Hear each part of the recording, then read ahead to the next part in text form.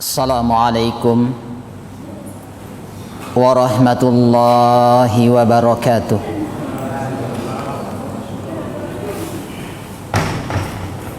Innal hamdalillah nahmaduhu ta'ala wa nasta'inuhu wa nastaghfiruh wa na'udzu billahi min syururi anfusina wa sayyiati a'malina may yahdihillahu fala mudilla lahu wa may yudlilhu fala hadiya lahu asyhadu an la ilaha illallah wahdahu la syarika lahu wa asyhadu anna muhammadan abduhu wa rasuluh sallallahu alaihi wa sallama tasliman mazida amma ba'd.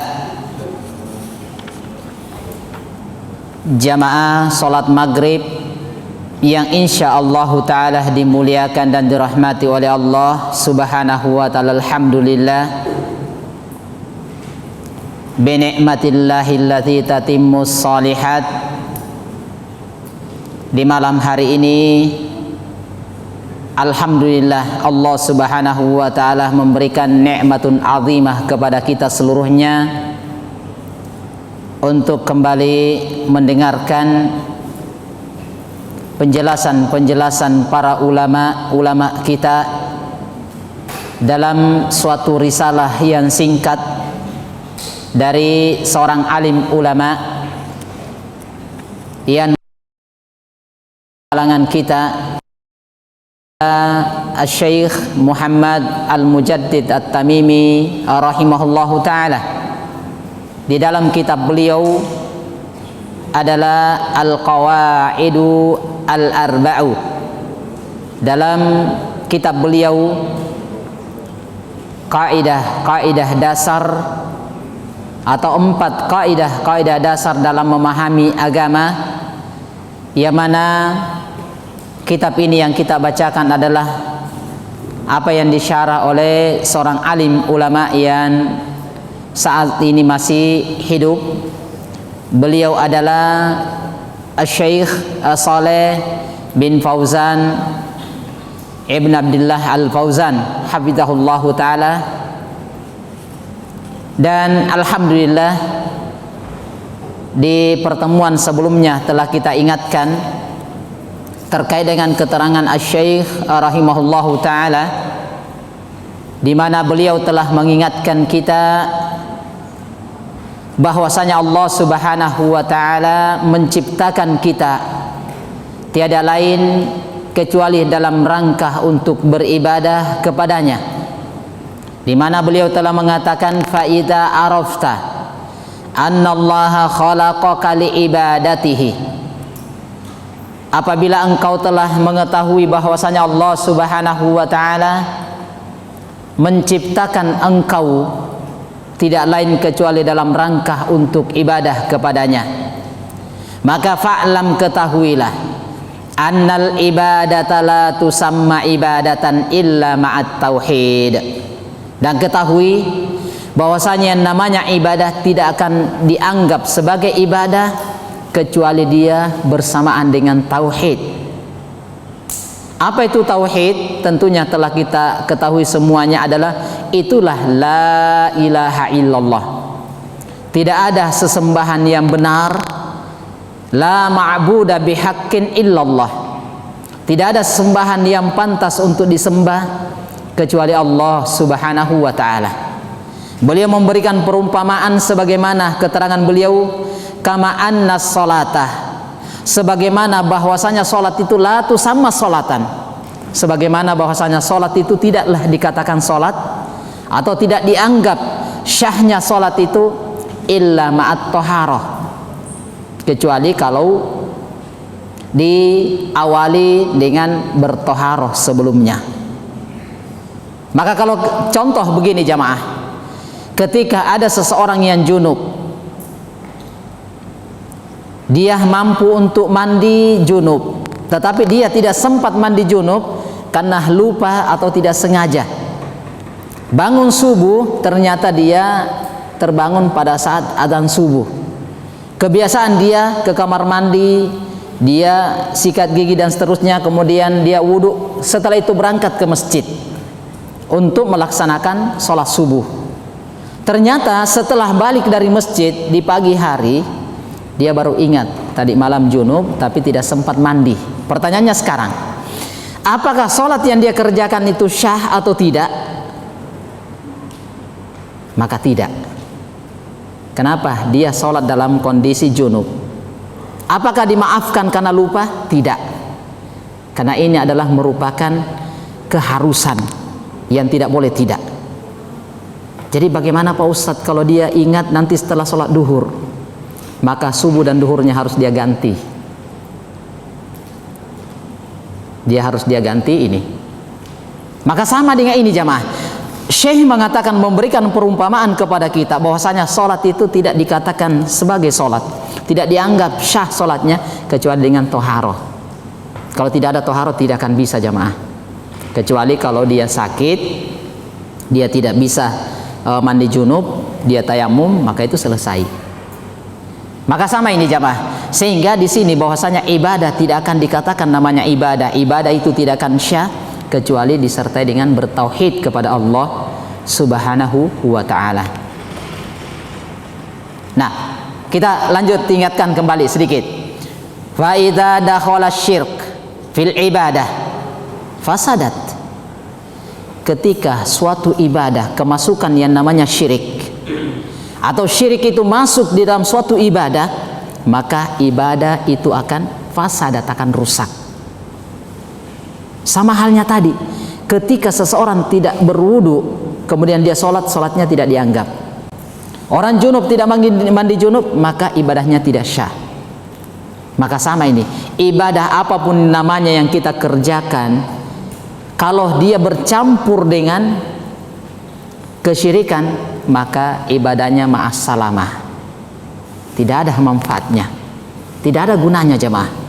Sehingga tentunya ini mengingatkan bagi kita jamaah untuk senantiasa belajar untuk bagaimana membenahi diri kita, dan kita menyayangkan bukan sekedar pada diri kita, keluarga kita, kerabat kita, tetangga kita, teman-teman kita, diusahakan bagaimana semuanya dia bisa selamat.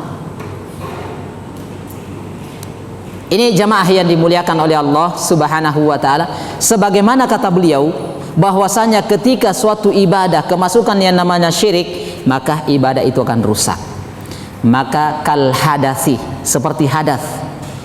Idza dakhalat fit taharah, ibaratnya seperti orang sudah bersuci, sudah wudu, sudah mandi junub, kemudian dia mau sholat, tapi ternyata dia berhadas, dia buang angin atau buang air kecil. Apakah toharonya masih berlaku? Tentunya tidak. Maka begini kasusnya jamaah. Maka ini dari sini menjelaskan dari keterangan Syekh, alangkah bahayanya ketika kesyirikan itu masuk di dalam ibadah. Dan ingat, yang namanya syirik itu terbagi dua. Walaupun yang dibahas oleh Syekh di sini adalah bahagian kedua dari kesyirikan. Syirik yang pertama adalah asyirkul asghar, syirik kecil. Inilah yang dikenal dengan riya. Tapi ini juga bahaya jamaah, penyakit riya, dan ini lebih halus. Tetapi riya ini yang asyirkul asghar, syirik kecil ini yang disebutkan adalah riya, dia hanya merusak ibadah pada saat kita riya. Tetapi di saat dia ikhlas, maka ibadah itu akan tetap syah. Beda halnya dengan syirkul akbar, syirik yang kedua, ini tidak ada. Dari awal kebaikan kita sampai akhir, hingga akhir, itu semuanya terhapus ketika tak kala kita terjatuh dalam perbuatan syirik. Habis sudah ibadah kita. Maka lihat keterangan Syekh lebih jauh. Lihat, beliau mengatakan faida arafta, apabila anda telah mengetahui anna syirkah, bahwasanya namanya kesyirikan. Pahami di sini yang dimaksudkan oleh Syekh adalah asyirkul akbar, adalah syirik besar. Apa kata beliau? Idza khalatal ibadata afsadaha. Lihat, bahwasanya kesyirikan apabila dia memasuki suatu ibadah, dia mencampuri ibadah itu, maka afsadaha, maka kesyirikan itu akan merusak ibadah tersebut. Dia akan merusak jamaah. Maka diterangkan oleh para ulama, ini menjelaskan bahwasanya anna syirk ahtaruha wa afsaduha, bahwasanya yang namanya syirik itu adalah perkara yang sangat berbahaya dan sangat merusak. Kama qala Allah Ta'ala, sebagaimana firman Allah Subhanahu wa Ta'ala, wa qadimna ila ma amilu min amalin faja'alnahu haba'an mansura. Ini Allah sudah ingatkan, ketika suatu ibadah kemasukan yang namanya syirik, apakah syirik kecil, terlebih-lebih lagi adalah syirik besar, maka apa kata Allah Subhanahu wa Ta'ala? Kami akan hadapi amalan-amalan dia, dan kami akan menjadikan amalan mereka bagaikan debu-debu yang berterbangan. Artinya tidak ada nilainya jamaah. Tidak ada nilainya dari ibadah yang kita kerjakan. Ketika ibadah kita sebanyak apapun, ketika kesyirikan itu masuk mencampuri ibadah tersebut, maka semuanya akan rusak. Semuanya akan rusak. Ini jamaah yang dimuliakan dan dirahmati oleh Allah Subhanahu wa Ta'ala. Maka jamaah, mari kita berusaha menjaga, memperhatikan amalan ibadah kita, jangan sampai kesyirikan itu masuk di dalam ibadah dari ibadah yang kita kerjakan. Kemudian kata Syekh, kata beliau, wa ahbata amal, wa ahbatal amal, maka kesyirikan itu akan ahbata, akan menghancurkan amalan-amalan yang telah kita kerjakan. Subhanallah. Antum lihat ya, anna syirka idza khalatal ibadata afsadaha. Satu, ketika suatu kesyirikan memasuki suatu ibadah, pertama dia akan rusak. Yang kedua, wa ahbata al amalah, dia akan menghancurkan amalan itu. Oleh karena itu diingatkan oleh Allah Subhanahu wa Ta'ala. Allah Subhanahu wa Ta'ala mengatakan, walaqad uhiya ilaika wa ilal ladzina min qablik, saya telah mewahyukan kepada engkau dan kepada orang-orang sebelum engkau. Ini Allah menyampaikan atau berfirman kepada Nabi kita Muhammad sallallahu alaihi wasallam. Lihat jamaah, langsung Allah ingatkan kepada Nabi kita Muhammad sallallahu alaihi wasallam dan nabi-nabi dan para rasul sebelumnya. Apa kata Allah Subhanahu wa Ta'ala? La in asyrakta. Lihat, kalau engkau melakukan kesyirikan, apa yang terjadi? La yahbatonna, sungguh benar-benar. Perhatikan di sini dalam ilmu bahasa Arab itu ada lamut taukid, disebutkan di akhirnya ada nun taukid. Baru sebelumnya lagi jamaah sudah disebutkan walaqad. Subhanallah jamaah, ini luar biasa. Ayat-ayat tentang seperti ini betul-betul peringatan yang luar biasa kepada kita jamaah. Allah Subhanahu wa Ta'ala mengingatkan, la in asyrakta, jika engkau melakukan kesyirikan, terjatuh dalam perbuatan-perbuatan syirik, la yahbatonna amaluk, amalan-amalanmu itu akan hancur, habis. Wala takunanna minal khasirin, engkau sungguh benar-benar akan menjadi orang-orang yang merugi. Benar jamaah, kita hidup tentunya akan, setelah itu kita akan berlalu, akan meninggal. Setelah meninggal, apa yang kita harapkan? Tinggal hasil amalan ibadah yang telah kita kerjakan.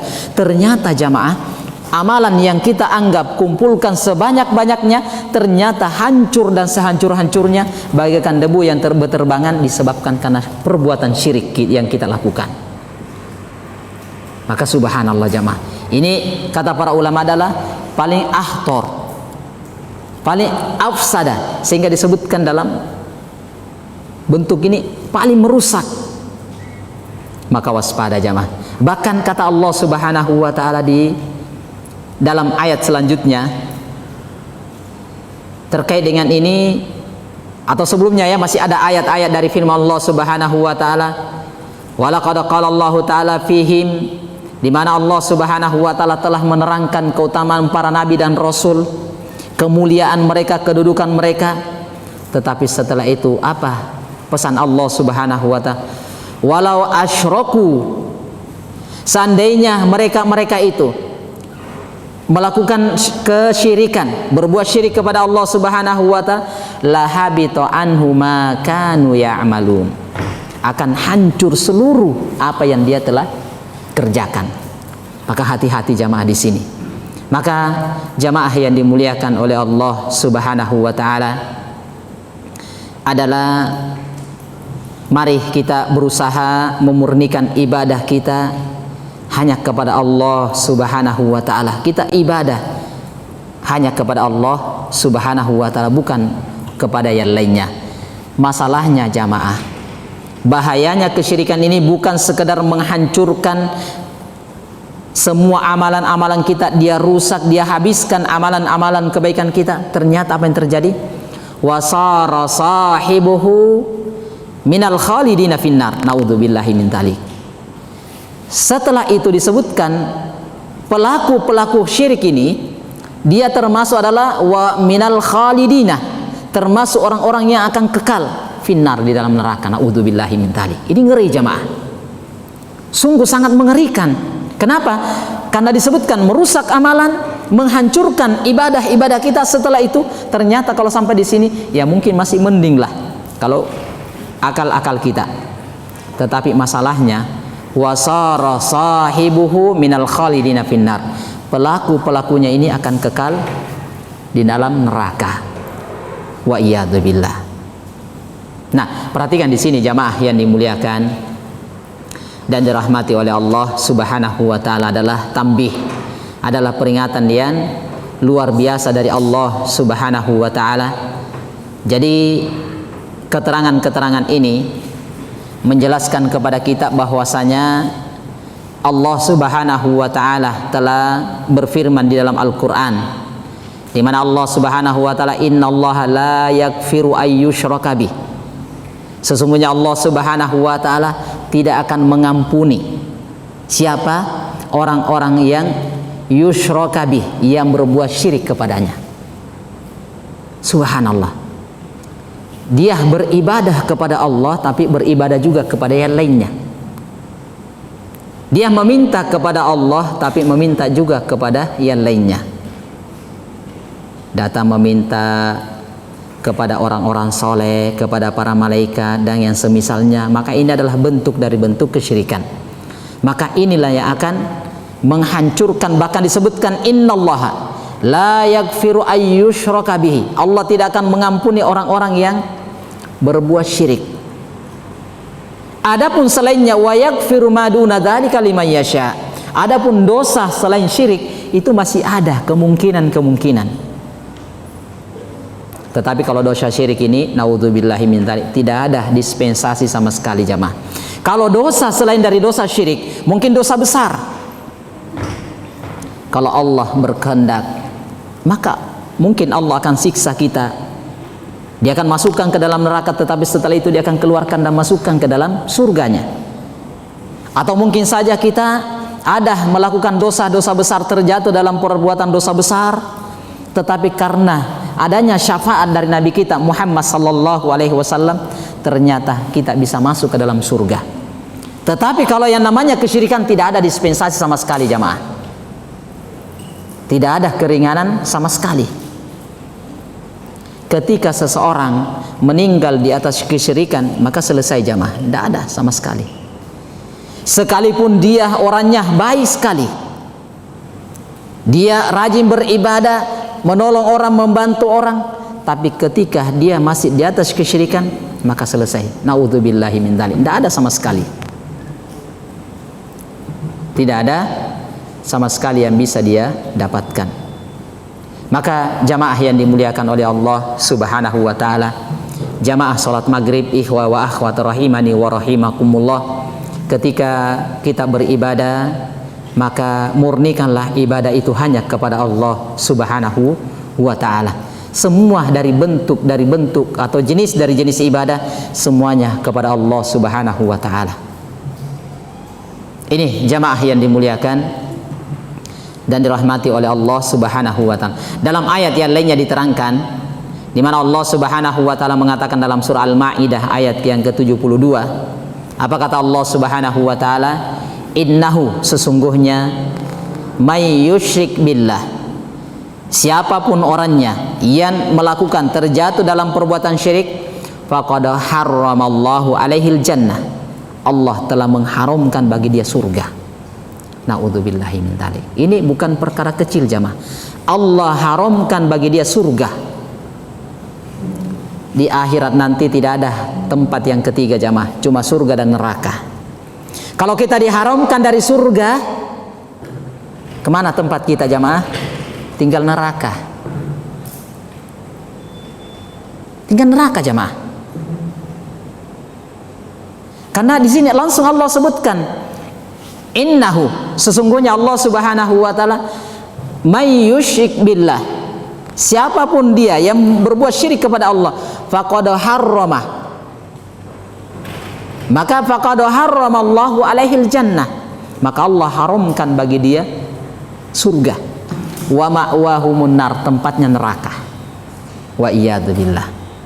Maka jamaah yang dimuliakan dan dirahmati oleh Allah Subhanahu wa ta'ala, saat ini kita masih diberi kesempatan, diberi waktu untuk terus memperbaiki ibadah kita, mempelajari terkait dengan bentuk dari bentuk ibadah yang disyariatkan. Jangan sampai jamaah kita terjatuh dalam perbuatan syirik dalam kondisi atau keadaan yang kita tidak ketahui, bahkan kita anggap sebagai perkara yang biasa. Bahkan disebutkan termasuk dari kesyirikan ini adalah merupakan kezaliman terbesar, di mana diterangkan dari beberapa hadis Nabi sallallahu alaihi wasallam bahwasanya kezaliman terbesar adalah kesyirikan. Inna syirka la zulmun azim, sesungguhnya yang namanya kesyirikan itu adalah kezaliman yang sangat besar. Bahkan ini adalah kezaliman la yukfarlah, kezaliman yang tidak akan diampuni, yaitu dosa daripada dosa syirik. Maka cukup ini sebagai peringatan bagi kita jamaah untuk senantiasa waspada, berhati-hati tentang pentingnya belajar dan pentingnya kita mengetahui tentang bahayanya yang namanya kesyirikan. Maka ini keterangan dari Syekh rahimahullahu ta'ala. Wallahu ta'ala a'lam bissawab. Kemudian lebih jauh kata beliau, lanjut dari keterangan beliau, arafta, engkau mengetahui, annal ahamma ma alaika ma'rifata dzalik. Beliau mengatakan bahwasanya perkara yang terpenting bagi kamu untuk mengetahui itu, yaitu terkait dengan masalah kesyirikan. Itu penting dan sangat penting bagi kamu untuk mengetahuinya. La'allallahu ayyukhallisaka min hadhihi syabakah. Doa dari beliau, mudah-mudahan Allah Subhanahu wa ta'ala melepaskan Anda, menjauhkan Anda dari jerat-jerat ini. Siapa itu? Wahia asyirku billah, yaitu bentuk dari bentuk kesyirikan. Tentunya jamaah, kita tidak akan mungkin selamat dari bentuk kesyirikan kecuali tentunya dengan belajar. Harus dengan belajar. Namanya belajar jamaah tidak memandang umur, mau yang anak-anak, yang beranjak dewasa, yang sudah beranjak tua, yang tua. Kita belajar adalah sampai ajal menjemput kita. Kita terus belajar dan belajar jamaah. Kenapa? Mudah-mudahan dengan ini Allah Subhanahu wa ta'ala yukhallisaka min hadhihi syabakah. Mudah-mudahan Allah Subhanahu wa ta'ala menyelamatkan kita. Kata Syekh, ini doa Syekh, mudah-mudahan Allah menyelamatkan Anda dari jerat-jerat ini, yaitu kesyirikan. Maka jamaah yang dimuliakan oleh Allah Subhanahu wa ta'ala, alladzi qala Allah taala fihi, yang mana Allah Subhanahu wa taala telah mengingatkan kepada kita, innallaha la yaghfiru ayyushraka bih wa yaghfiru ma duna dzalika liman yasha. Sungguhnya Allah Subhanahu wa taala tidak akan mengampuni orang-orang yang melakukan kesyirikan, dan Allah Subhanahu wa taala mengampuni dosa-dosa selain daripada kesyirikan bagi siapa yang Dia kehendaki. Maka ini kata beliau. Maka lihat, perhatikan jamaah. Ini muqaddimah, belum masuk dari inti pembahasan yang disebutkan oleh Asy-Syaikh rahimahullahu taala. Oleh karena itu, wadzalika, dengan demikian, bima'rifati arba'ah qawaidah dzakarahallahu taala fi kitabih. Oleh karena itu, kita harus mengenal 4 kaidah, yang mana ini adalah landasan dasar pokok di dalam agama kita, untuk mengenal agama kita, supaya kita itu tidak terjatuh dalam bentuk dari bentuk-bentuk kesyirikan. Sehingga beliau dia sebutkan 4 kaidah yang disebutkan oleh Allah Subhanahu wa taala di dalam Al-Qur'annya. Jadi apa yang disebutkan oleh Syekh ini, dari rincian poin-poin yang disebutkan oleh beliau, itu bukan dari kantong-kantong beliau sendiri, tetapi dia ambil dari ayat-ayat firman Allah Subhanahu wa taala, kemudian beliau kumpulkan. Dan ini jamaah, singkat sekali. Singkat sekali. Kalau antum punya waktu untuk bisa menghafal ini matang, Al-Qawaid Al-Arba', subhanallah, luar biasa jamaah. Ini dipakai untuk khutbah Jumat, mengajar majelis taklim dan yang lainnya, ini luar biasa jamaah. Kalau ini kita mampu untuk menguasainya, untuk apalagi untuk mengamalkannya, menghafalnya bagi siapa yang memiliki kemampuan untuk menghafal hal tersebut. Maka lihat jamaah yang dimuliakan oleh Allah Subhanahu wa taala, kita masuk ke al-qaidatul ula, kaidah yang pertama. Lihat kata beliau. Jadi ada 4 dasar pokok yang disebutkan oleh beliau dalam mengenal agama kita, supaya kita ini terhindar dari bentuk kesyirikan. Maka beliau membentuk atau membuat 4 kaidah, dan ini tidak lain diambil kecuali dari Al-Qur'anul Karim, kecuali diambil dari Al-Qur'anul Karim. Perhatikan yang pertama, al-qaidatul ula. Kaidah yang pertama, kalau dikatakan kaidah artinya dasar, pokok, pondasi.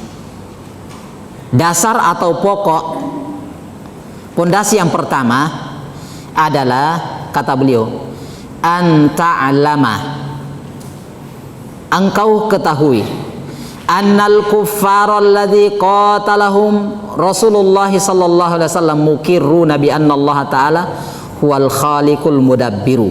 Perhatikan di sini.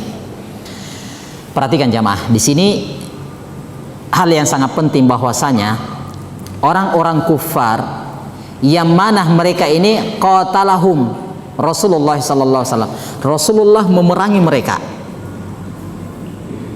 Jadi orang-orang kufar ini yang diperangi oleh Rasulullah sallallahu alaihi wasallam, apa yang terjadi? Mukirruna, mereka menetapkan bi annallaha huwal khaliqul mudabbir. Orang-orang yang diperangi oleh Nabi ini, mereka mengaku bahwasanya Allah itu pencipta, Allah itu adalah pengatur alam semesta. Mereka akui Allah yang menurunkan hujan, Allah yang menumbuhkan tumbuhan, mematikan, menghidupkan, memberi rezeki, semuanya Allah. Tapi kok Nabi kenapa memerangi mereka? Nah, ini pertanyaan jamaah. Apakah sekedar seseorang itu menetapkan, mengakui Allah sebagai pencipta, pengatur alam semesta, mematikan, menghidupkan, sudah dianggap masuk di dalam Islam? Nah, perhatikan di sini, ini keterangan beliau, masya Allah. Beliau mengatakan, saya ulangi, annal kuffaros, sesungguhnya orang-orang kufar, alladzi qatalahum, yang mana Rasulullah sallallahu alaihi wasallam memerangi mereka, mukirruna, mereka menetapkan bi annallaha ta'ala huwal khaliqul mudabbir, mereka adalah pencipta, pengatur alam semesta. Seperti yang kami telah sebutkan, adalah dia mengakui rububiyah Allah Subhanahu wa ta'ala. Dia mengakui Allah sebagai Rabb. Tapi kata beliau, wa anna dzalika, bersamaan dengan itu, lam yudkhilhun fil Islam. Ternyata ucapan seperti ini jamaah, kita akui Allah sebagai pencipta, pengatur alam semesta, mematikan, menghidupkan, menurunkan hujan, kemudian menghidupkan tumbuh-tumbuhan, memberi rezeki. Ternyata ucapan seperti ini tidak mampu mengangkat kita, memasukkan kita ke dalam Islam. Kalau kita juga jamaah keyakinan kita hanya seperti ini, berarti itu tidak ada bedanya kita dengan orang-orang kufar yang diperangi oleh Nabi kita Muhammad sallallahu alaihi wasallam. Kalau kita mengakui Allah hanya sebagai pencipta, pengatur alam semesta, yang mematikan, menghidupkan dan yang lainnya, pemberi rezeki, berarti keyakinan kita, pemahaman kita berarti sama dengan mereka. Sama dengan mereka. Ternyata pemahaman seperti ini, keyakinan seperti ini ternyata tidak mampu memasukkan dia ke dalam Islam. Belum. Pantaslah Nabi sallallahu alaihi wasallam memerangi mereka. Padahal mereka mengakui Allah itu pencipta, mengatur alam semesta, mematikan, menghidupkan, memberi rezeki, yang mengatur segala-galanya dia. Tapi ternyata masih diperangi karena dia belum masuk Islam namanya.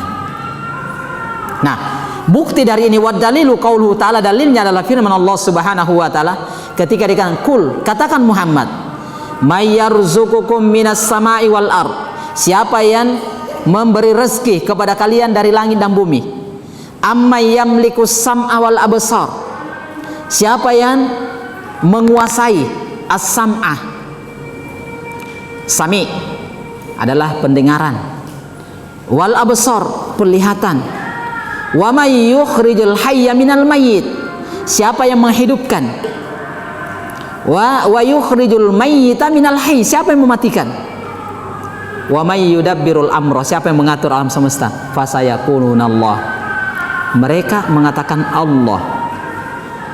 Maka dikatakan fakul afala tattaqun, tapi kenapa kalian tidak bertakwa kepada Allah Subhanahu wa taala? Maka perhatikan di sini jamaah yang dimuliakan dan dirahmati oleh Allah Subhanahu wa taala, penekanan dari Syekh di poin ini, di mana beliau mengatakan ketika seseorang punya keyakinan sama dengan kita ini saat ini, kalau keyakinan kita, pemahaman kita terhadap Allah Subhanahu wa taala hanya bentuk pengakuan Allah sebagai pencipta, Allah sebagai pemberi rezeki, yang menguasai pendengaran, yang menguasai penglihatan, memberi rezeki, mematikan, menghidupkan. Dalam ayat yang sangat banyak ya terkait dengan masalah ini, banyak sekali ayat-ayat yang terkait dengan ini. Yang mematikan, menghidupkan, yang menciptakan langit dan bumi, mengatur alam semesta, mengatur terbit dan terbenamnya matahari, itu kita akui Allah. Maka keyakinan kita, pemahaman kita sama dengan orang-orang kufar yang diperangi oleh Nabi kita Muhammad sallallahu alaihi wasallam. Keyakinan seperti itu, pemahaman seperti ini ternyata tidak mampu memasukkan kita ke dalam agama Allah Subhanahu wa taala. Maka kalau begitu apa jamaah? Nah, inilah yang diterangkan oleh beliau rahimahullahu taala di sini. Ini kalau kita lihat dari keterangan Asy-Syaikh rahimahullahu taala adalah adanya pengakuan seseorang tentang rububiyah Allah. Pengakuan rububiyahnya Allah, kita mengakui tentang tauhid, yaitu dari sisi rububiyah Allah, ternyata itu tidak mampu memasukkan kita ke dalam Islam. Jadi tauhid itu ada 3. Yang pertama adalah ini yang disebutkan oleh beliau, tak kala keyakinan yang kita pahami adalah tauhid rububiyah. Ini yang pertama, adanya pengakuan bahwasanya Allah pencipta, pengatur alam semesta, mematikan, menghidupkan, memberi rezeki, menurunkan hujan, menumbuhkan tumbuhan dan yang lainnya, itu namanya tauhid rububiyah. Tauhid rububiyah. Tetapi ini ternyata tidak mampu jamaah menyelamatkan seseorang kalau sekedar pengakuan dengan tauhid ar-rububiyah. Jadi kata beliau, falaisat tauhidu huwal iqraru bitauhidir rububiyah.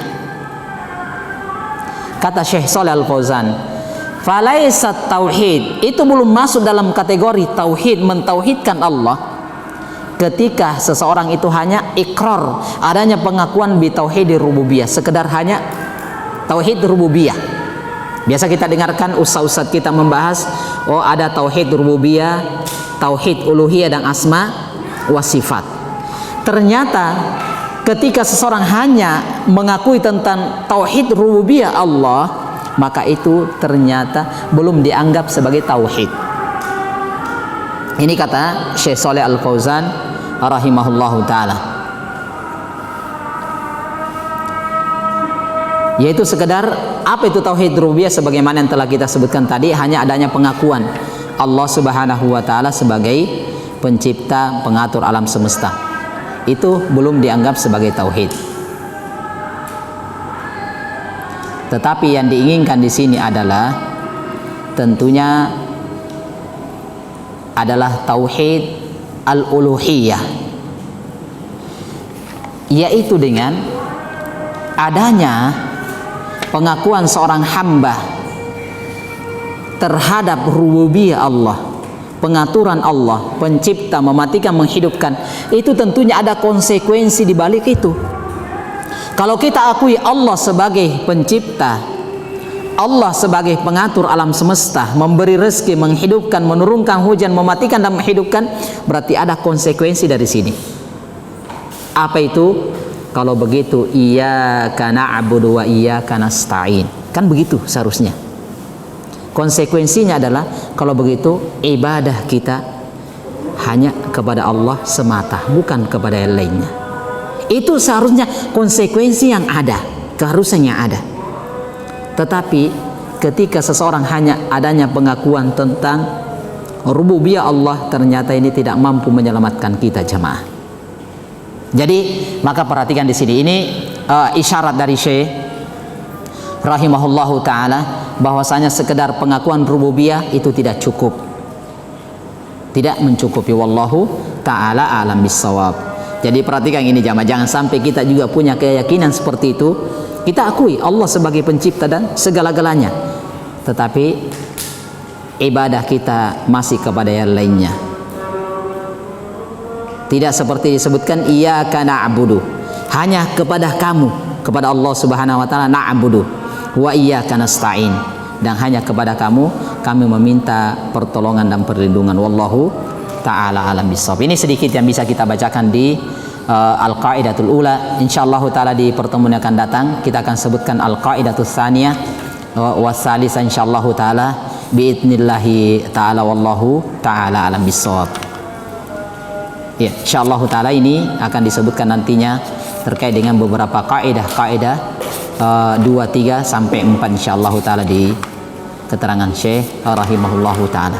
Saya kira ini yang bisa kita sebutkan di waktu yang singkat ini. Mudah-mudahan apa yang kita dengarkan bisa menambah wawasan kita dan kita terus berusaha memperbaiki akidah kita, keyakinan kita kepada Allah Subhanahu wa taala. Wallahu ta'ala alam bissawab. Saya kira itu.